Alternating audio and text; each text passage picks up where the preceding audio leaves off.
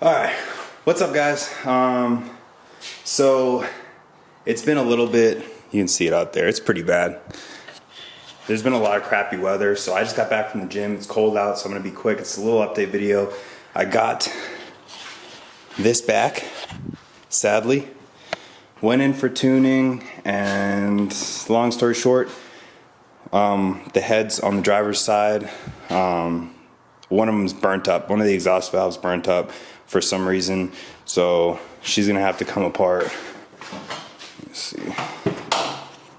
Yeah, so she's gonna have to come apart, and as you can see, there's a lot of wiring to mess with. But I have a really busy 2 months coming up, so I need to get that done as soon as possible. I need to at least pull the motor out. So that's something I'll plan on starting on hopefully Saturday. So I'll have a video of that. It's probably gonna be a time lapse because it just takes way too long to talk through everything.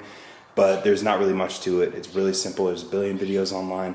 You can figure it out. And then if you have any specific questions, just hit me up in the comment section or an inbox on Instagram or something, and I'm more than happy to answer it for you. So that's gonna get pulled out.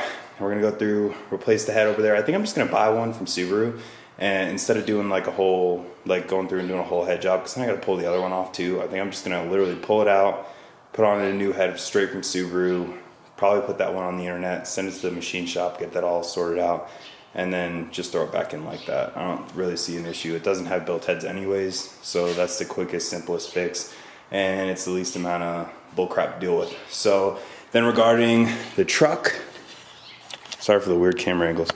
Regarding the truck, I'm gonna talk a little bit in the next video about I wanna do like a run through of like the CCV stuff, because the crankcase ventilation on those trucks is like, I don't know, like everyone's sorted on like what their opinions are of it all, and I just went with the gutted filter and then I routed it down the side to the frame. But I mean, some people do the filters, some people do leave it the way that it is. I'm just gonna give a little review. I'm gonna give a breakdown of what I have and then a review of how it's been for me, because I've had it set up there like that for a long time. Honestly, it hasn't been that bad, but that's for another video. Just wanted to give you guys a quick update on the weather being crappy and this girl being back, and we're gonna be having more STI content really soon, I guess, because the motor needs to come out.